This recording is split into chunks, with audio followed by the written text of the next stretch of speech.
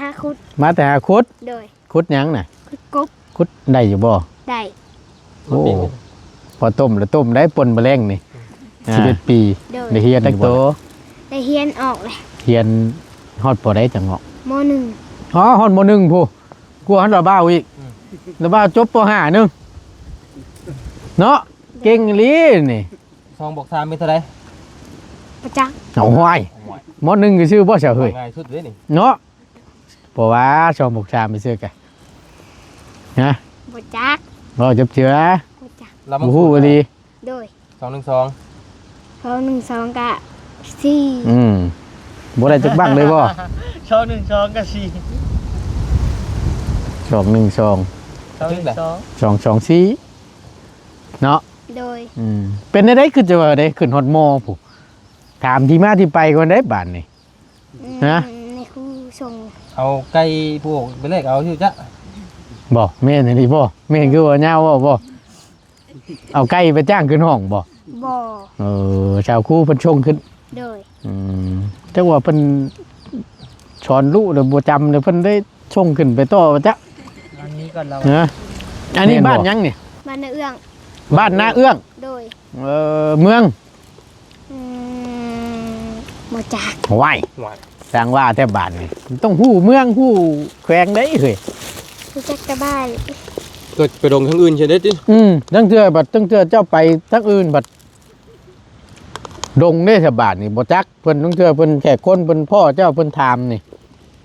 อีลาอยู่บ้านหยังเมืองหยังแขวงหยัง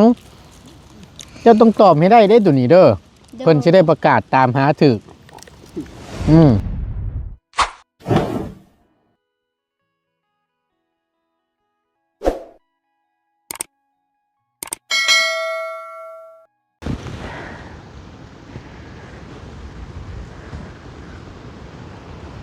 ไปพี่น้องเนาะมาต่อกันบานนี้พอดีทางบ่ต้นก็ได้มีโอกาสได้พี่น้องเด้อได้เข้ามาพี่น้องเอ้ยอันเข้ามาหาทางน้องอึ้งกับน้องตันบอกพี่น้องเอ้ยเนาะซึ่ง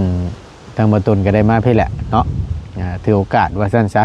มาเยี่ยมยามทำข้าวเพิ่นก่อนพี่น้องว่าเป็นจังไดแน่เนาะก็เห็นแต่ทั้งทีมงานแหละเข้ามาหลายผู้หลายคนเข้ามาหาทั้งน้องเพิ่นก็คือจังว่ามีทางเบาไล่บอกพี่น้องให้มาแจ้งข่าวดีทั้งน้องเพิ่นน้องเพิ่น2 คนเนาะเทิงบ่ต้นก็ได้มาฮอดช่วงค่ำๆค่อยค่ำลงแรงบรรยากาศก็เย็นพี่น้องเอ้ยยามแรงๆเนาะลมในมื้อนี้ก็ป้าตอนรับปีใหม่ก็ลมไม่ดีแต่ว่าจะเป็นเนาะหนาวเมื่อคืนนี่ก็เย็นทั้งบ่ต้นก็บ่ได้ไปทั้งไหนเลยเข้าไปบ้านแล้วก็บ่ได้ไปทั้งใดเลยหนาวซับเนาะอากาศเย็นจ้อยพี่น้องบ่ว่าอยู่ฝั่งไทยก็สิหนาวคือกันบ่หรือว่าจังใดเนาะเอาก่อนอื่นพี่น้องเอ้ยกราบสบายดีและสวัสดีพ่อแม่พี่น้องกันเบิดทุกคู่ทุกคนเด้อพี่น้องเด้อบ่ว่าสิอยู่ในและก็ต่างประเทศก็ยินดีต้อนรับเข้าสู่ช่องประธานป้อง Channel คือเก่าเนาะพี่น้องเนาะ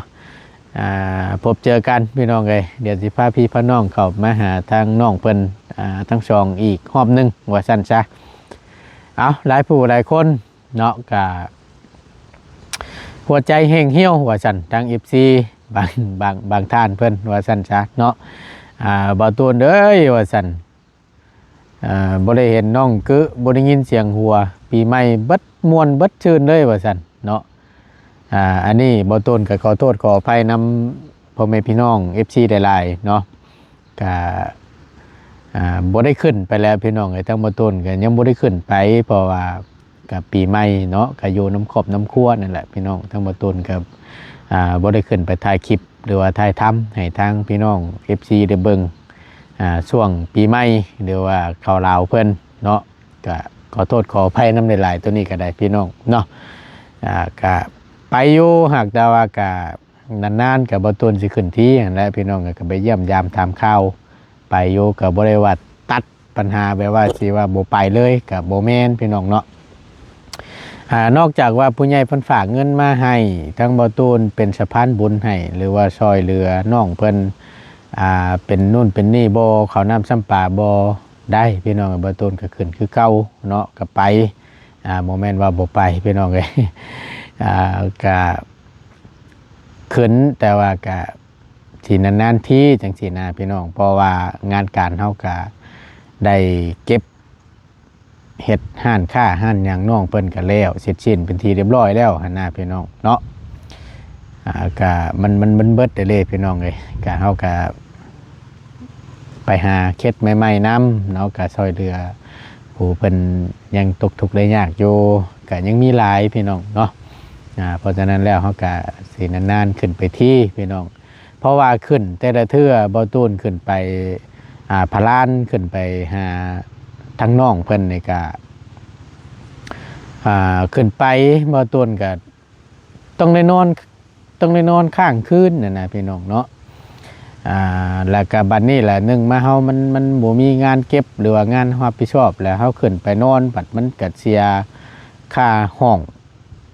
นะพี่น้องเสียค่าบ้านพักจังซี่นะบ่ตูนตัวนี้พี่น้องเอ้ยเรื่องของเรื่องคืนละแสนกีบ5คืนก็5แสนนะพี่น้องเอ้ย10คืนนอน10คืน10มื้อนี่ก็ล้านนึงแหละพี่น้องตัวนี้พี่น้องเอ้ยทั้งบ่ตูนนะ ถ้าวันนั้นๆเฮาขึ้นไปที่น่ะได้อยู่เนาะก็บ่ว่าหรอกว่าบ่ได้ก็ได้อยู่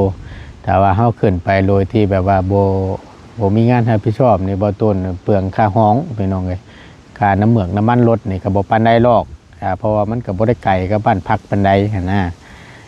ค่าอยากค่ากินนี่ก็ยังพอได้อยู่แต่ว่าค่าห้องนี่เฮานอนแต่ละมื้อเฮาก็ต้องเสียนั่นนะพี่น้องเอ้ย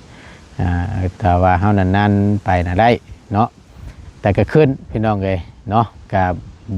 บ่ว่าหรอกว่าบ่ขึ้นอยู่เนาะแต่ก็จักสิแม่นมื้อใดพี่น้องเอ้ยทางบ่ตูนก็ให้คำตอบบ่ได้เนื่องจากว่าฝากเงินมาแล้วบ่ตูนเอ้ยซื้อข้าวซื้อน้ำให้น้องเพิ่นเด้อบ่ตูนขึ้นพี่น้องเนาะก็คือเว้าหั่นแหละพี่น้อง เอาจังใดก็ฝากพี่ฝากน้องเนาะเป็นกำลังแห่งใจให้กับบ่ตูนคือเก่านี่เด้อพี่น้องเด้อเนาะถึงแม้วันบ่ตูนบ่ได้ไปหาทั้งน้องเพิ่นก็เนาะฝากเป็นกำลังแห่งใจให้เช่นเก่าเช่นเคยแน่เนาะปีใหม่แล้วพี่น้องเอ้ยก็เฮาก็อยากเปลี่ยนบรรยากาศว่าซั่นซะให้พี่น้องได้เบิ่งได้หลายเคล็ดหลายๆเคล็ดหลายๆครอบครัวว่าซั่นซะเนาะแล้วก็ไปเบิ่งไปชมน้ำกันก็คืออย่างเช่นเคล็ดน้องเพิ่นนี่แหละเดี๋ยวบ่ตูนสิเข้าไปเบิ่งก่อนไปยินดีกับน้องเพิ่นก่อนเนาะแล้วสิถามน้องเพิ่นว่าทางว่าไรมาแจ้งข่าวดีนี่เปิดสมทบเฮ็ดหยังแน่หรือแบบใดทางบ่ตูนก็สิถามน้องเพิ่นเนาะพี่น้องเนาะไปเดี๋ยวเข้าไปในเพิ่นลมซ้ำพี่น้องเอ้ยโอ้ย คำหวานเลยเนาะ ใช่เหยแบ่งกันดีกว่าก ระติกกระตอนเฮ็ดเนาะกินเงี้ยมันจะเอามา เอาโก้ยเบิดเลย อะไรนั่น เอาโก้มีแต่เอาในเป็นมุกเท่านั้นแหละฉันจังหวะนั้นน่ะ น้องมาอยู่บ่ สบายดีน้องจุอยู่กำลังหนึ่งเข่า โอ้ยคุยฮะ ค่อนกลุ่มอยู่ ใช่คือ สบายดีเด้อฮะ ของจับ อาโก้ยฮันลี ลืม แล้วลืมแล้ว ยิ้มบาด ยืมเพื่อนน้องมูนั่น เอาไว้แล้วก็ กินบ่ได้ดอกแบบว่าบ่มีบ่ แมนดอกเกี่ยวบ่ได้ดอกกินเนื้อมันได้อยู่ อมเหรอ ก็สิว่านี่เอาพี่น้องเอ้ยมานํกัน3-4หนุ่มซุ่มใจมื้อนี้ก็ได้มาเยี่ยมยามทางพี่และน้องกับน้องเขียดกระตันแม่น ส บ่ นใจผู้เดียว ฮะ สนใจผู้เดียว เป็นอะไร ถ้าบ่มีคู่มันจะมีหมดแหละ เอาก็คู่กันนี่เด้นี่ก็4คนไอ้มา4คน ไอ้มา4คน ทึกเลย ไปกับอ้ายบ่ ถามดู เอ้ยเนาะเก็บเฮ้ยไปไว้ไปมุกนั่นน่ะเก็บคือเนี่ยนั่นพอได้หย่ำจักบาทจักใดเนาะ ฝ่ายดีปีใหม่ได้ สบายดีปีใหม่บัดจุคู่ทุกคนเนาะหมู่คู่น้องนุ่งเนาะไปทั้งใดเที่ยวทั้งใด ขามตั้ง บ่ แต่ ได้ ที่ ไป กาย ไหนไปแต่เฮือนลูกพี่กับงานเอื้อตัวเอง เนาะ มีเงินมีคำไป ตัวนี้แหละปัญหายากแท้ใดพี่น้องเอ้ยสิไปทั้งใดมาทั้งใดก็เลยรถโอ้ย คือไปพาพ่อพาแม่ไปลินอยู่แต่ก็ อืม คือว่าเงินคำเฮามันบ่หลายมี มัน พอได้แต่แล่นตลอดไป แม่นสำคัญได้แหละตัวนี้นะ ไม่ได้ไปยังได้ไปได้คือขึ้นบ่ได้ ตัวนั้นแหละพร้อมกันก็บ่ยาวตอนนั้นแหละก่อยก็ได้บ่ได้ไปทางใดคือทางง่ายก็ได้ เมื่อเขาดาวอยู่กับลูกกับเมียบ่ได้ไปก็สิว่านี่ไปใส่กันยากนั่นแหละ บ่มีเลย บ่มี บ่มีแต่อันใดอย่างได้ข่อยนะ องค์ประกอบมันแหละเฮ้ย บ่มีเงินแน่ เป็นได บ่มีรถไปแน่ ยานพาหนะในการไปนี่ก็ลำบากแน่ถามว่าไปได้บ่รถจักรก็ได้อยู่ ข ค นา รั ด บ ว่าบ่ได้ไปใส่ก็ยังบ่มีเงินเบิด เอาว่าตายขอโทษได้เฮ้ยมันพุ่ง ขนาดมันยังบ่ได้ไปใส่ก็ยังเบิดแต่เงิน มันไปใช่จ้ะ ฮะ มันไปทางไหนเฉย มันก็ไปมีหน้าพี่น้องมาอยู่บ่ได้ได้นี่ มาดินมาแอนน้ำเนาะ อืม กันแน่นอนแล้วซื้อแนวอย่างแนวกินต้น ครับ นี่ก็วันเกิด อืม วันเกิดพ่อเฒ่า อื โอ้เกิดมาเฒ่าจะบ่ เมื่อคืนนี่บ่ เพิ่นออกแล้วบ่จังบ่ ว่าเราก็ถามก่อน คนละเฒ่า หึ อันพ่อเฒ่าอันน้องของแม่เฒ่าพี่ บัดบ่เฒ่าอันเจ้าได้ซะ พ่อเฒ่าก็ตอนอยู่เฮือนนั่นแหละ ดีขึ้นนะบ่ ก็คือเก่าว่าเนี่ย ไป แต่ ยาก วันนี้เขาบ่ได้อัปเดตอาการในพี่น้องเบิ่งซื้อ พญาติผู้เฒ่าเนาะ แม่นางงอด ที่ ละเอีย ว่า ด ได้พี่น้องเอ้ยก็เห็น ง อ อด ยู่ ละเอียดอันที่พี่น้องเห็นนั่นแหละเนาะ อืม ก็เฮ็ดเต็มที่แล้วพี่น้องเอ้ยลูกเต้าก็ สุดแล้วนี่ก็ได้ เฮาเฮ็ดเต็มที่แล้วเฮาก็อยากให้มันเต็มที่กูหันอยู่แต่ว่ามันเงินนี่แหละบ่มี อืม แม่น เพราะว่า ชาใจก็อยากเอาไปรักษาอยู่ไทยอยู่หยังกันพุ่นแล้ว ลองเบิ่งเนาะ แม่นแต่ว่ามันเฮาเงินนำบ่ถึงเด้ มื้อนี้ก็ได้รับข่าวร้ายเนาะทางแม่บ่เตียงบ่ลี่ก็ อื กลับไปหมด ม แล้ว แม่นทั้งพ่นก็โอ้ยพี่น้องเอ้ยทั้งตูแม่เราเกิดพญาติผู้เฒ่านั่นก็ได้ มื้อนี่ก็ผูกแขนพ่อเฒ่าอีกนี่ อ่า พ่อเฒ่าอันนั้นก็บ่สำบายแล้วก็เป็นกับคนละพ่อเฒ่าอีกแล้ว บ่ แม่ไปผูกแขนเราอีกปืนก็ อ่า ดีขึ้นแล้ว เออ นั่นก็เส้นเลือดในสมองแตก โอ้อันตรายเด้อตัวนี้เด้อ ได้แล้วเราโอเคแล้ว อ่า โอ้ใครอยู่ซั่นน่ะ เอาบ่ทันนี่ไปไว้ได้นี่นะ แม่ แต่ว่าอันเพิ่นลูกเมียเพิ่นบำบัดได้อยู่ อืม ใครอยู่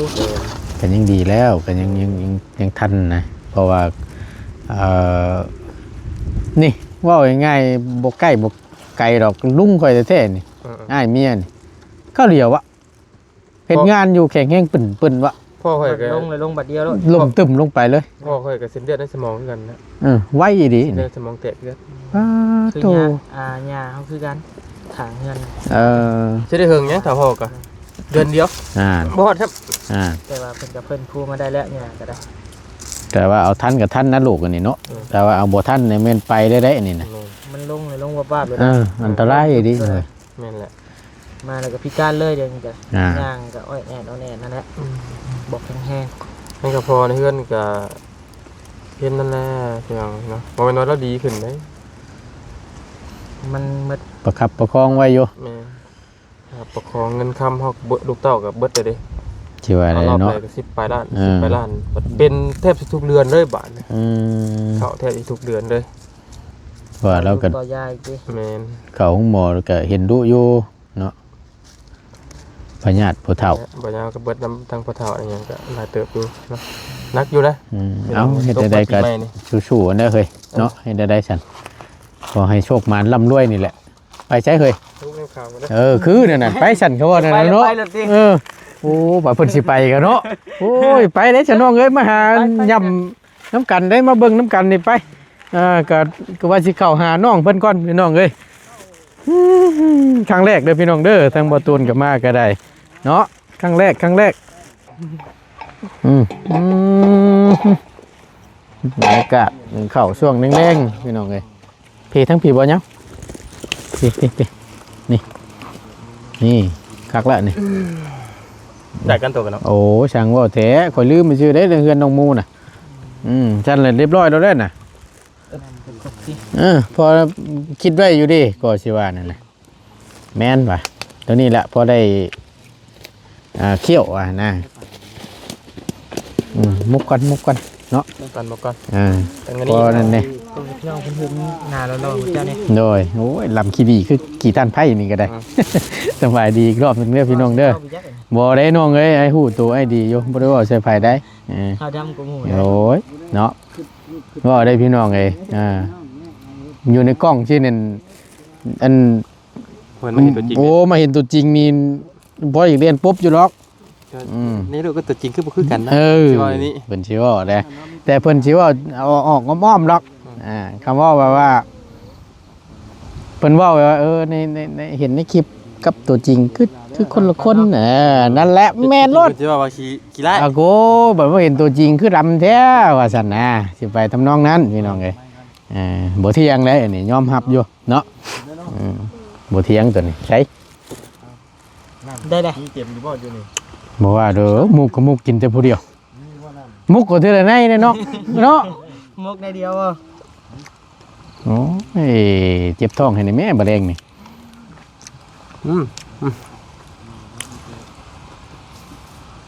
ใช่ โอ้ในมะขามไทยนี่คักให้เขา โอ้ยสิลาวหรือไทยมันก็คักกันและคำมุกทั้งสองนั่นน่ะนี่มุกในเดียวกินอยู่ผู้เดียวมันก็คักอยู่แต่ผู้เดียวหั่นแล้วอยากบ่จักอ่ะ โอ้ก็ถามน้องนุ่งแหน่น้องเพิ่นก็อยากคือกัน ครับ ตะเกยคักนั่นน่ะปั๊บมักเจ้ารถนั่นน่ะบ่ให้ดอกมัก10น่ะมันต้องมุกแนวนั้นเอามันได้นั่งคุยไปน้ำโดดมุกอยู่ในเดียวชุกแล้วมากินผู้เดียวมันบ่ได้นั่นน่ะแต่ขนาดทั้งตุดพอเรายังอยากน่ะ อยากบ่จักอ่ะ โยเนาะ แนมอยู่ แนมอยู่เราก็ได้มุกเล็กกับสิมุกนะเราอ่ะ ในมะขามเนาะนับกันเลย โอ้ยเหมือนในช่วงมันได้พี่น้องไอ้ช่วงนี้ก็ได้ โอ้อันนี้แล้ว ช่วงนี้นั่นเก็บเราดูเก็บเกี่ยวมะขามบาน ตะกี้นี่ห่วย อ่า ไปเอาในมันคันเอาอยู่ มือนี่จนขาวที่เอ้ย ไปทั้งท่าเก่งนะ หอดทาแก่งละบาทนี่พี่น้องไง ท่าเก่งเอากระดูกเดียว กินน้ำขามกันพี่น้องไงแต่ว่าต้นสิเข้าไปนี่มันสิเบิดนี่ หูดีนะแล้วนั่นแหละกินก้อนกีละนักอึ้งใช้คนใดนั่นชื่ออึ้งนะผุ่นยุมชูมือกระเล่แล้วบาทนี่นึ่งเขาวแรงบ่นั่งคำยากแล้วมาเผากับเราเบาเด้อนี่เด้อ จะอาบน้ำนะบ่ นะ จะอาบน้ำเลย เช่านี่บ่อาบจำมาเช่า ขอเดี๋ยวเพิ่นเอาแต่ปีกายนี่ โอ้โหข้ามปียังบ่ล่ะสบายดีเด้อนางเด้อสบายดีมาพี่ก่อนพอตัวจริงระบาดนี่เนาะ โดย บ่หนาวฉันบอกคือจังว่าใส่เสื้อแขนสั้นกักแตะ หนาว หนาวอยู่ โดย บ่มีบ่เสื้อแขนยาว มี ที่มันก็ได้ คือบ่ใช้ฉันนั่ง มาแต่หาคุด มาแต่หาคุด โดย คุดหยังน่ะ คุดกบ คุดได้อยู่บ่ ได้ โอ้พอต้มแล้วต้มได้ปนแมลงนี่จักโต 2 2โต โดย อึ้งกินกบ เยอะเนาะเฮ็ดได้เด้อเนาะ โดย อึ่งก็กินบ่ กิน กินอึ่ง ถือว่าบ่เลือกเด้ฉันเนาะ โดย คักแล้วสันเขาบอกนั่นน่ะ ก็มีบ่อึ่งเท่านั้น มีกระบอกลาย มีก็บ่ได้ นางอยู่นี่ได้บ่แม่นบ่อึ่ง ตัวเรียนนี่แหละเรา ต้มซั่วได้เป็นยังบ่ตัว ฮะ ต้มซั่ว โอ้กินบ่ลงหรอก โอ้โหบ่ได้แล้วเนาะนางเนาะ โดย จักปีแล้ว 11 11ปี โดย ได้เฮียนอยู่บ่ล่ะ ได้เฮียนออกเลย เฮียนฮอดบ่ได้จังเนาะ ม อ๋อฮอดบ่หนึ่งผู้กลัวหันระบ้าวอีกระบ้าวจบปห้านึงเนาะเก่งอีหลีนี่ 2 บวก 3เป็นเท่าไหร่ 1ประจักษ์ เอาห้อยมหนึ่งก็ชื่อบ่เฉาเฮ้ย ง่ายสุดเลยนี่ เนาะเพราะว่า2 6 3ไปซื้อกันฮะ ประจักษ์ บ่จับเจือ ประจักษ์ เรา บ่ฮู้อีหลี โดย 212 2 1 2กะ4 บ่ได้จักบังเลยบ่ ช่อง1ช่องก็4 2 1 2 ช่อง1 2 2 4เนาะ โดย เป็นได้คือจะว่าได้ขึ้นฮอดมอผู้ถามที่มาที่ไปก่อนได้บาดนี่ ฮะ ในครูส่ง เอาไก่พวกไปเลขเอาชื่อจ๊ะ บ่แม่นอีหลีบ่แม่นคือว่าเหย้าบ่เอาไก่ไปจ้างขึ้นห้องบ่ บ่ ชาวครูเพิ่นชงขึ้น โดย จังว่าเพิ่นสอนลูกแล้วบ่จำแล้วเพิ่นได้ชงขึ้นไปต่อว่าจ๊ะ อันนี้ก่อนเรา นะแม่นบ่บ่แม่นแสดงว่าเก่งอยู่ได้หากบ่อยากเว้าซื่อนี่พี่น้องเนาะคือจะว่าเห็นทาง เบาไล่เพิ่นมาแจ้งข่าวดีบ่มื้อวันก่อนน่ะ โดย อืมแจ้งข่าวดีแบบใดน่ะ ผู้ใหญ่ใจดีพาเงินมา บ่ โดย เท่าไหร่ล่ะ 3 ล้าน 3 ล้าน โดย โอ้เพิ่นเช็ดหยังบัด เฮ็ดเถียง เฮ็ดเถียง โดย เฮ็ดเถียงหน้านี่บ่ โดย โอ้เฮ็ดเถียงหน้า ไอ้อย่าดิ อันนี้บอกอยู่บ่ได้มีแต่ข่อยก็ยังบอกอยู่เอาก็ดีแล้วซั่นเนาะอันนี้บ่ฟ้าก็นอนอยู่นั่น โดย เนาะเฮ้ยมันบ่หนาวปะโถนี่ล่ะ นะ สุดแล้วเนาะ โดย โอ้ยพี่น้องเอ้ยเดี๋ยวบ่ตุนสิพาไปเบิ่ง โอ้นายบอกคำไทย พ ได้ ร้อมได้บ่ตุน เอากามไทยอีกเลยเบิ่งฉันก็บอกนั่นน่ะกินก่อนจ้ะเอานะ บ่กิน บ่กิน บ่กินน้ำมะกามสิบ่เว้า มันก็ไม่ เนาะกล่าวว่าพ่ออยู่บ่งบ3ล้านเฮ็ดเถียงนานี่ ประจักษ์ เทือนเจ้าได้ใช่บ่มีบ่ มี มีอยู่ โดย อยู่ไส อยู่บ้านดงนางงาม บ้านดงนางามคุณบ่ปัญญามองก็ขี่เลยเห็นบ่ แม่นบ่ แม่นน่ะดงนางามเนาะ โดย ใครฮอดบางโค้งอันตรายพุ่นบ่ บ่ได้ดีแล้ว แม่นบ่เนี่ยขึ้นทั้งพุ่นเลยเนาะแม่นฉันบ้านดงนางาม ข่อยยังบ่ฮู้ว่าอยู่บ้านหยัง อันนี้บ้านยังนี่ บ้านนาเอื้อง บ้านนาเอื้อง โดย เมือง บ่จัก ไหว หวาย สร้างว่าแต่บ้านนี่ต้องฮู้เมืองฮู้แขวงได้เฮ้ย รู้จักแต่บ้าน เกิดไปลงทางอื่นใช่เด้ติ ตั้งเทื่อเจ้าไปทั้งอื่นบัดดงได้สบาทนี่บ่จักเพิ่นตั้งเทื่อเพิ่นแขกคนเพิ่นพ่อเจ้าเพิ่นถามนี่กีฬาอยู่บ้านหยังเมืองหยังแขวงหยังเจ้าต้องตอบให้ได้ตัวนี้เด้อเพิ่นสิได้ประกาศตามหาถูกตั้งเทื่อบัดฮู้แต่บ้านบัดบ่ฮู้เมืองบ้านนี่ยากได้หลายเอ้ยบ้านก็ชื่อบ้านคือกันก็หลายครับต้องฮู้ตัวนี้บ่ว่าอันชาวคู่สิบ่บอกบ่ มันเขียนอยู่ที่ติ เอาคนนั้นขนม เข้าใจ โดยเพิ่นต้องบอกได้คือระบ่าวอยู่นี่ก็เมืองอุทุมพรนี่แขวงหยังสั่นแขวงสวรรณเขตแนวนั้นได้บ่โอ้โหอ่านเห็นบ่อยู่มาแต่เว้านะเห็นบ่กระโพดมึงนี่พี่น้องนี่ ใหม่ดิ เนาะ กรอบ มันแซ่บบ่ในนี่นะ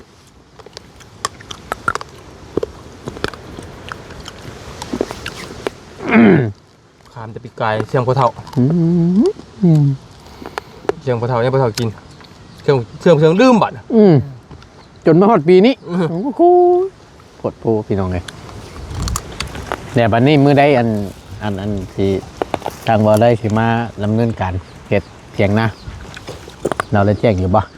อืม เป็นเชาเป็นหยังได้แล้ว ยังบ่ได้ ยังบ่มี โดย หาตัดเอาแถวนี้บ่คือคงไม่หลายอยู่นี่นะไม่จิกไม่หยังนะเป็นหน้าเจ้าบ่ บ่ บ่แม่น โดย เอ้าหน้าไปซะล่ะ นายา หน้าญา โดย ขอน้ำยานี่แหละจักเฉาจักไรเนาะ โดย ขอในนะว่านี่ จิกไม่ย่าง เอาได้เลยไม่จิก เด้อ เฉาหักเดินนี่เนี่ยแม่นเบิดเหรอแม่นอยู่บ่แม่นบ่ไอ้หา พอแล้วก็เป็นมือจักผูก บ่มือผ้าผู้ แม่น บ่ชุกนี่ข่อยเบิ่งเราถึงโยนไว้ข่อยว่าเด้อ เฮ้ยเอาฉันมักจุกไรกัน โอ้ลำทุ่มอยู่เตะมันแย่อยู่ มันไว้ดีเนาะบาง เนาะข่อยยังว่าอยู่ขนาดว่าไอ้นั่งเผาได้น้องเอ้ย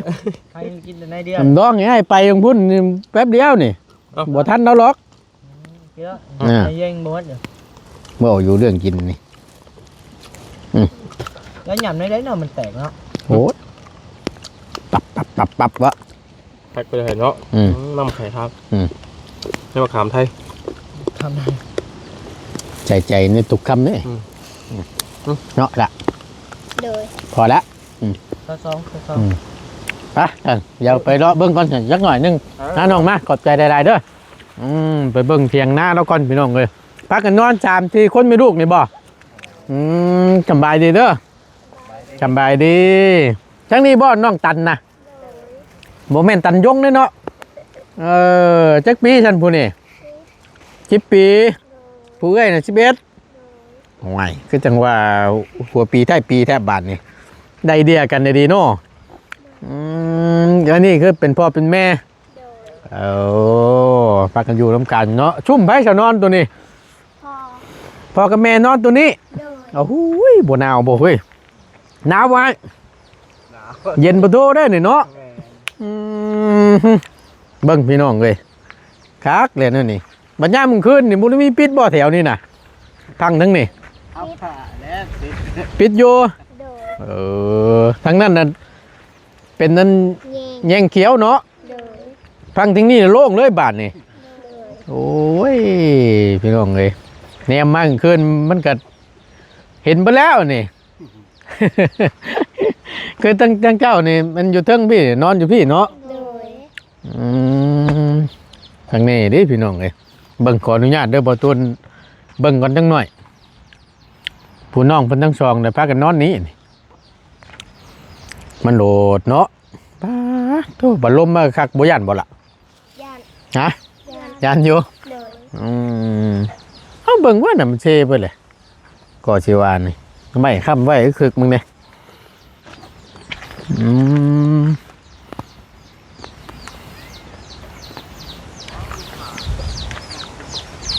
พักกันนอน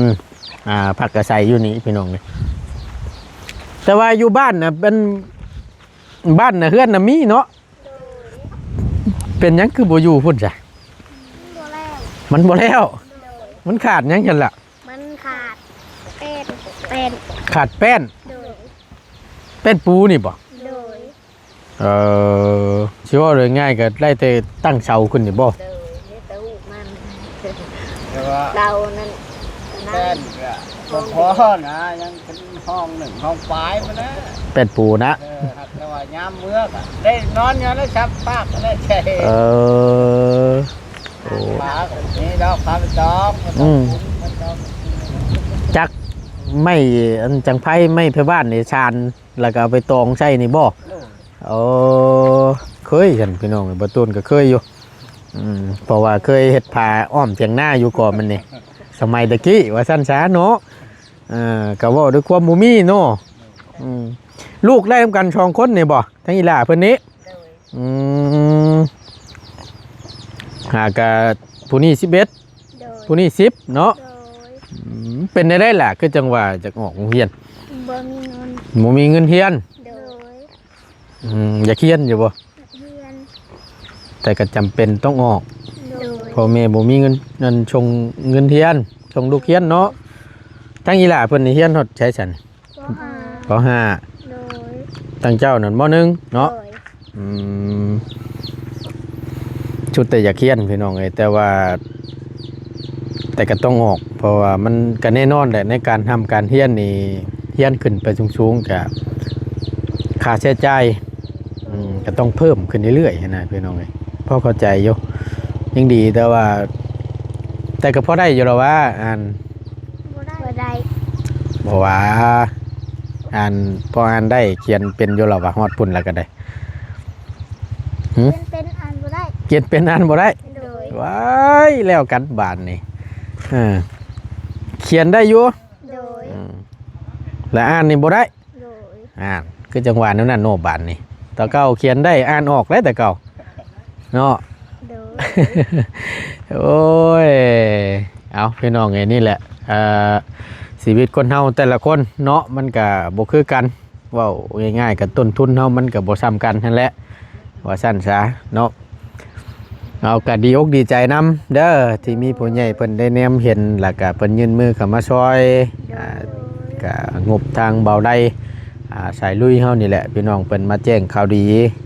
งบ3 ล้านบ่เจ้าว่านะแต่ก็บ่ฮู้ว่าสิได้หยังแน่เรื่องเช่านี่ก็อันเฮาหาแถวหน้านี่ก็ได้อยู่บ่ว่านี่ ว่าเนี่ย จังว่านี่แหล้วติ ยังทันได้ เออประมาณจักเสา ประมาณ5-6เสานี่แหละ ช่องห้องเนาะพอได้เฮ็ดให้มันดีกว่าเก่าเนาะคือจังซี่แหล้วพี่น้องไอ้มึงเนี่ยสภาพก็ได้เบิ่งโดดเนาะคำบอกค่าแก่นมันนี่เรียบร้อยแล้วตัวนี้น่ะปวกกินเบิดเลยนี่มันเดือดอย่างนี้ดิน่ะน่ะว่าอยากกินนี้น่ะปวกน่ะเห็นบ่ได้ข้างนี้ดิฉันพี่น้องเอ้ยเอากะสิขาดหลายสิ่งหลายอย่างอยู่ว่าซั่นซะพี่น้องเอ้ยในเมื่อสิเฮ็ดหม่องพักหม่องเช่าหรือว่าเฮือนก็ว่าได้พี่น้องเอ้ยเนาะนู่นนี่นั่นพาแผ่นสังกะสีเสาโอ้ยไม่ตกขอกตากันยังได้อยู่เนาะเอาจังใดกะสู้ๆเด้อถ้าหากว่ามีผู้ใหญ่ทั้งระเบาเพิ่นเห็นแล้วเพิ่นอยากสมทบรวมนํมีข่าวดีจังใดระเบาสิมาแจ้งเด้อจังใดกะสู้ๆเป็นกำลังแห่งใจให้เนาะไปชั้นบัดนี้ค่ำมืดเด้อทั้งระเบาก็สิได้กลับก่อนไว้มื้อหน้าพุ่นแหละเดี๋ยวสิมาเยี่ยมยามใหม่เด้ออยู่ดีมีแห้งสบายดีปีใหม่เด้อสบายดีได้เด้อโดยหนึ่งข้าวแรงเราก็ได้พี่น้องเนาะลมซ้ำป้าโตน่ะกำลังอายน่ะเบิ่งดูหั่นจังว่าชุกแล้วประจักกลุ่มอยู่ไปพี่น้องไอ้ทั้งบ่ตูนก็สิได้ขอจบคลิปปิดคลิปก่อนเนาะจังใดก็ขอบคุณหลายๆเด้อพี่น้องเด้อที่คอยเป็นกำลังใจและซัพพอร์ตเนาะเพิ่งคลิปให้โดยบ่ข้ามโฆษณาสิ่งที่สำคัญเนาะบ่ปะบ่ทิ่มสำหรับคลิปนี้บ่ตูนลาแล้วพี่น้องอยู่ดีมีแฮงสบายดีเด้อพี่น้องเด้อ